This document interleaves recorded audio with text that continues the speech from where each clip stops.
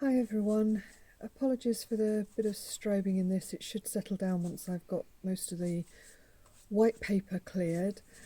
What I'm doing here is I've got an idea for a painting of a waterfall. This is loosely based on places in Yorkshire that I've been to that have some beautiful waterfalls. Now I know this has got rocks and trees in the background. Obviously there's the waterfall itself, which is the little piece in the middle that I've left dry, and some rocks in the foreground. So I wanted to kind of do this, let the painting paint itself style.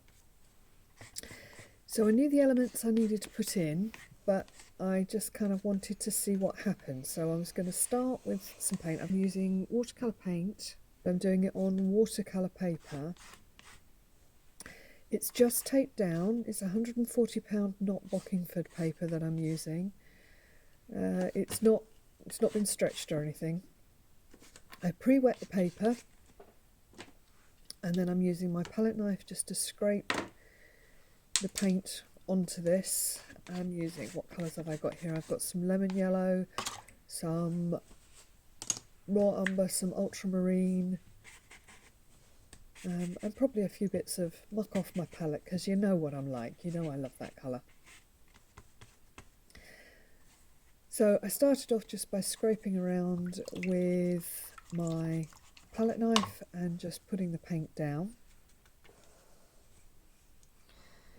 So I'm now going to take this and just redefine that edge.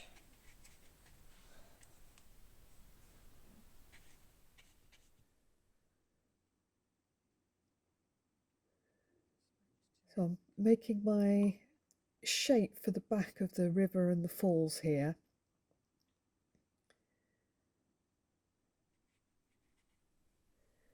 I'm putting in some darks. And if you hear a few noises in the background, it's my lovely hubby filling up my woodshed.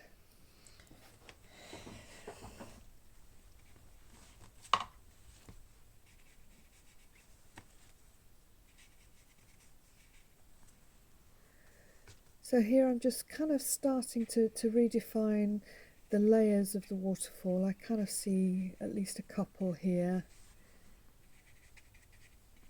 And I'm letting where that original paint went, I'm letting that dictate to me to a certain extent what happens within the painting. So I had an idea, I blocked in some colours, and then the rest of it is gonna just happen, I hope.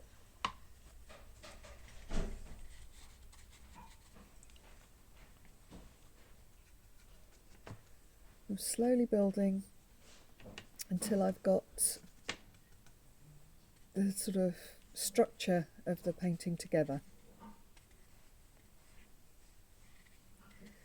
And you have to keep reiterating the darks because they will disappear into the painting.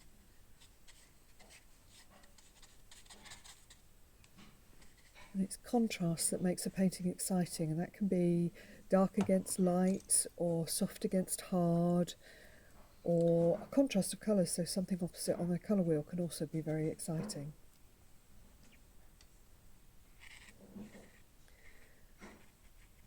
So to actually put in the texture of the waterfall, I'm using a technique called dry brushing, which you've probably all done, but I'm just going to go through it again, just in case. So I'm picking up the paint on the side of the brush rather than the tip, and I'm dragging it across the surface of the paper. So, like I said, this is a knot paper, and it's got a little bit of texture on the surface. And I'm just dragging the brush over the lumps and bumps of the paper, and it just gives me this beautiful soft texture for the shadows in the water itself.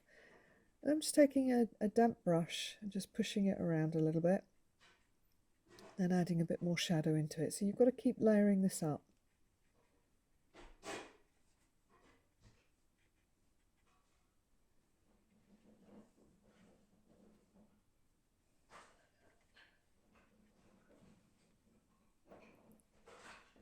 And bringing it down to the second level.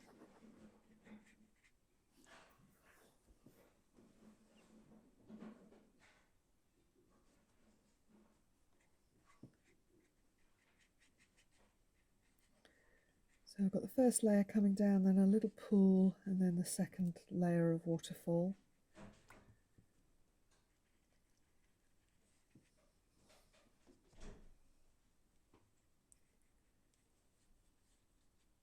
Adding a little more blue in places. The shadows on water can be very blue at times.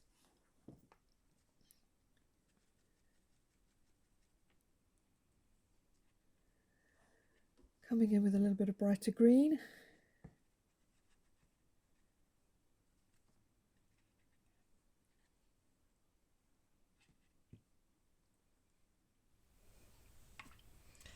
So what we've got to do now is just to make some of the darks darker.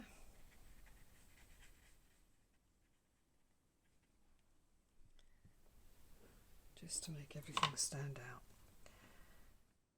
Bear with, because Mr. Wood is going to come back in. So to make that brighter, we need to make what's next to it darker.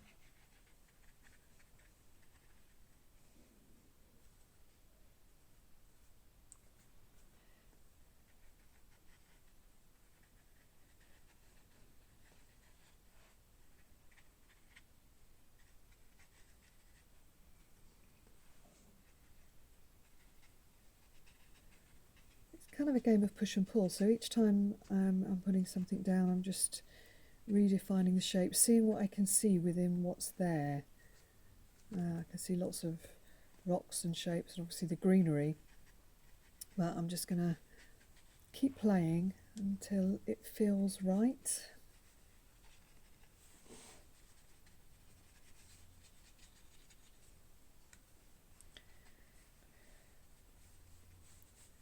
I think we need to have a bank on this side.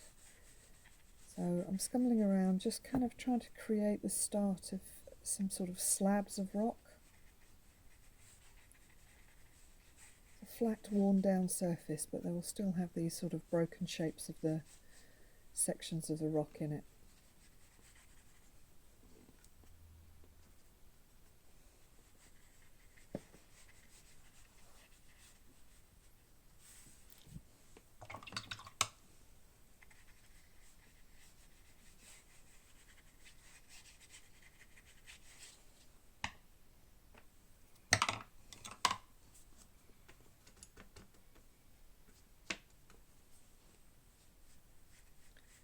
Again, this is just about contrast, so I'm putting a bit more colour down to make the water in the centre stand out. And this is what I ended up with at the end of the painting section of this. And I decided I wanted to come back in and define it with some drawing. And the pen I'm using here is a food pen, F-U-D-E, and I'll put a link to this in the notes. It's a fabulous pen, and I was introduced to it by Will Harvey, and it's a nib that you can put one way up or the other way up. So when you have it looks like the right way up, you get a nice thick broad pen mark, and then you turn it the other way up and you can get a really nice fine line. I've got a water brush here, so I'm just softening that ink just so it's not quite so hard in places, and it kind of creates more of a shade rather than just lines.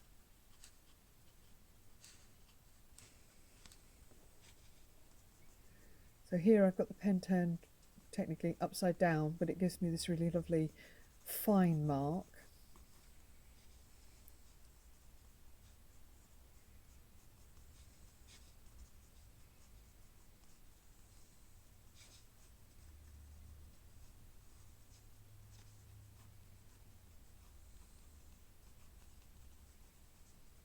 Again, this is just adding a few more shadows into those waterfalls, and I'm just pulling it around with the water brush.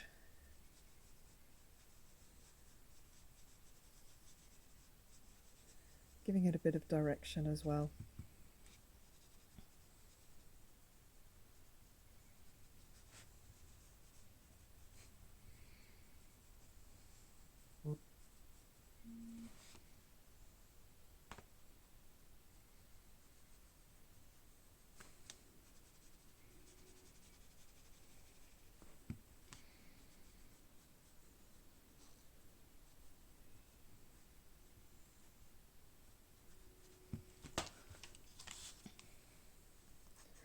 have actually got two of these pens and they give slightly different marks, so I'm switching in between the two. Now this is using the pen the right way up, and you can see this is a much broader, chunkier line.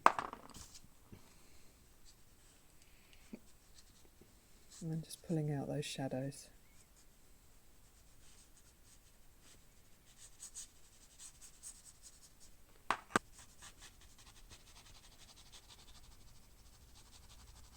Nice fine marks for a little bit of rippling in the water.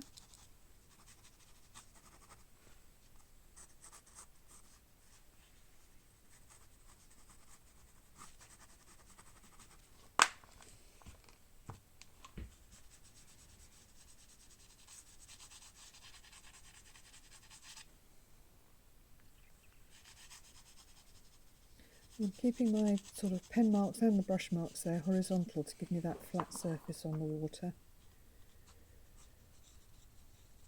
I'm seeing what shapes I can see within the rocks in the background, so it's just sort of brown lights and darks at the moment. But I'm trying to make these into those big sort of slabs of stone, seeing what shapes I can find within that. But I'm not going to do the whole lot, it's just going to be, you know, areas of it, and then I'm going to leave some just as that brush strokes and scrape marks from that palette knife that we did in the for way back in the beginning.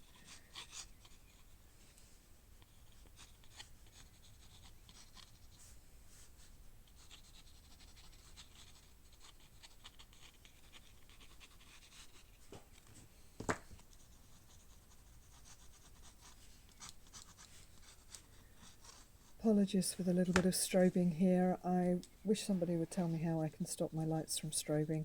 I know it does it at the beginning on the white paper, but usually by the time we get to having the paper covered, it doesn't do it, but I don't know. I'm going to have to check all my lights now and see which one is the culprit. So I usually have about 3 lights on when I'm doing this. If anybody knows, please let me know.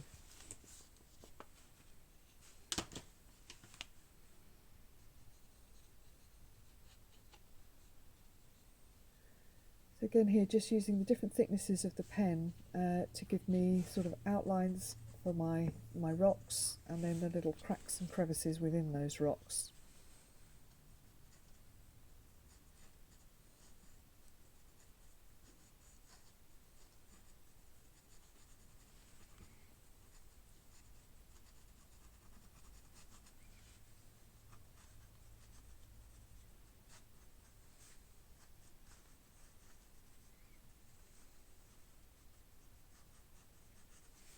And where I'm putting these is I've got no reference for this. I'm just looking at seeing where the paint went and seeing what shapes I think would be appropriate, really.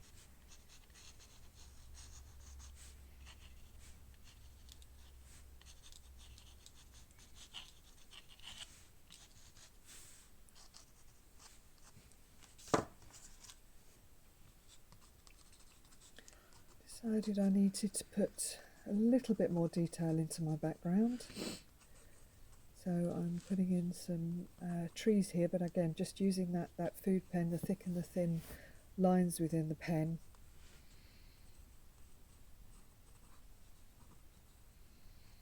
I quite like that green sweep, so I've decided not to go over that. I'm putting the tree behind it. Don't know why, doesn't mean anything in particular, but again, that's all part of letting the painting paint itself.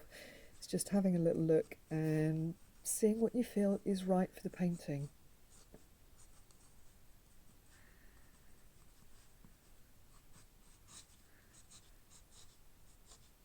That thin side gives you some beautiful sort of very fine scratches for these thin end branches.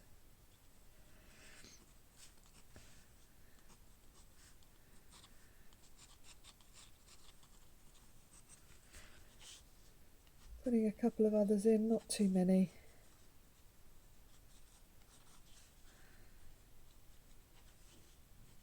Putting something like the trees in as well kind of gives a bit of scale to your painting. So this is partly what I'm doing here, is just trying to give it some kind of a scale.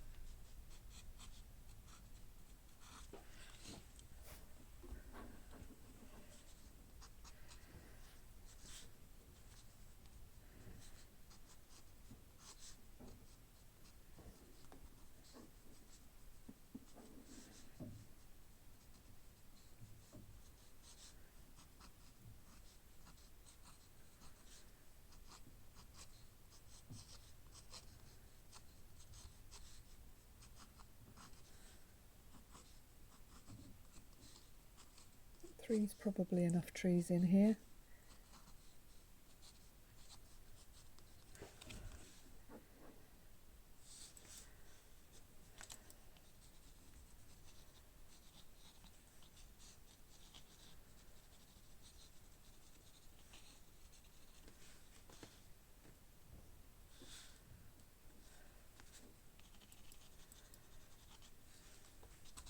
Upping a few shadows, and it's kind of the last few details really.